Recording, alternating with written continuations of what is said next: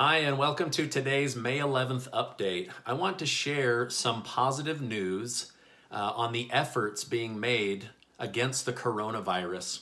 Hey, if you're a subscribed member of my community, welcome back. If you're not, subscribe right now so I can bring you awesome updates and other smart money tips. All right, now listen, if you find today's video informative, will you please share it? There's so many people that are scared, and the news just keeps cranking out all this depressing information, but we're not being told about all the cool advancements in science and technology that are actually making incredible inroads towards solving this problem and presenting new solutions and cures. So that's what I want to share with you today, just a few things that I've been researching and studying that I have found to give me hope and, just this ability to believe that, hey, something good is going to come out of all of this. Okay, so I know many people in my community are still very scared of the coronavirus or COVID-19. I've been doing some research on new technologies for beating the virus and wanted to share them with you. So let's just jump into a few.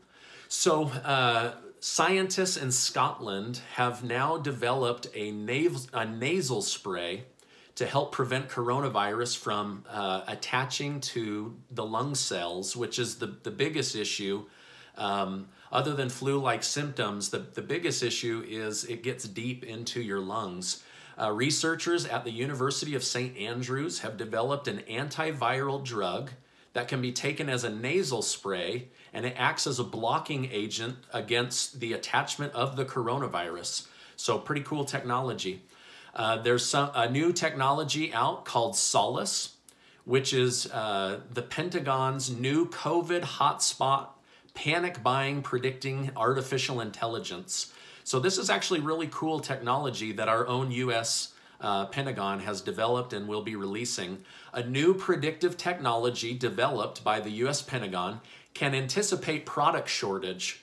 Will be able to help the military personnel move supplies to retailers and hospitals all over the country based on geographical need.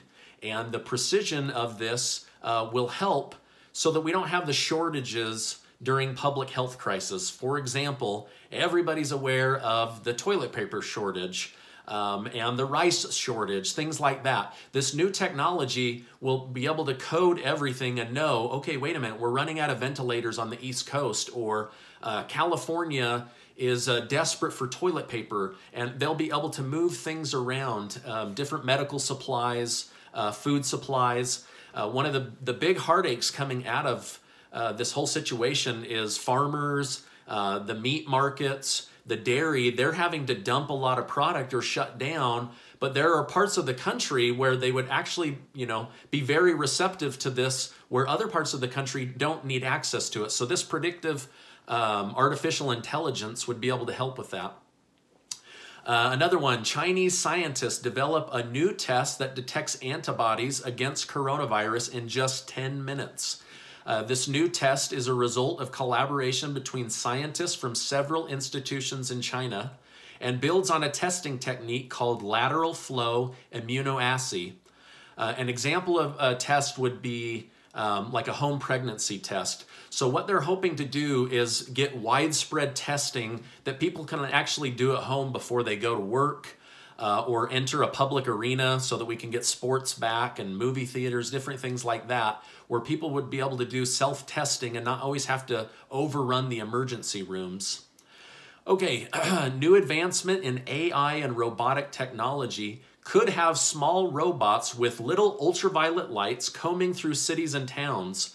The ultraviolet light helps kill viruses of all kinds, and it would be a chemical-free way of killing viruses in hotspots. So let's say New York City, these robots would be able to go out during the nighttime or during the day without interrupting the flow of business or people, and without having to spray harsh chemicals, and use this UV light technology to scan areas where it can pick up on the coronavirus, and it would be able to kill that virus, which is really cool. Coronavirus antibody test with 100% accuracy gets FDA approval, one step closer to immunity. This serology test relies for its accuracy on intravenous blood draws instead of finger pricks, as is common with almost all antibody tests. It's long been known intravenous blood draws are a higher accuracy compared to fingerprints.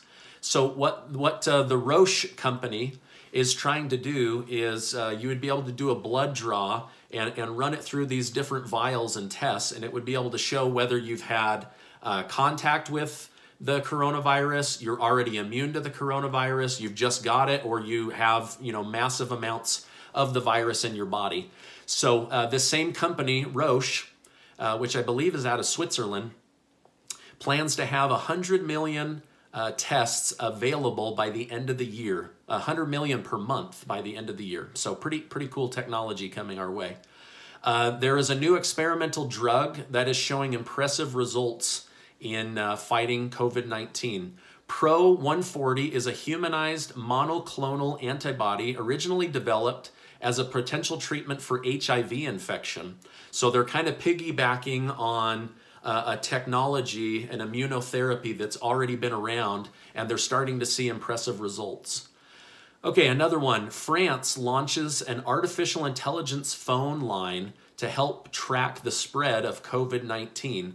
French researchers have launched a national phone line staffed by digital assistants who can help diagnose the symptoms of people with COVID-19. The service was created by France's National Institute of Health and Medical Research. This monitoring will support the exit from lockdown and immediately detect potential outbreak clusters. So this is kind of cool. So I'm here in Utah. Let's say that people are starting to call in and say, hey, listen, I think I might have this. And there's like one person in upstate New York. They go, okay, yeah, maybe that's one person. Let's see the severity of this.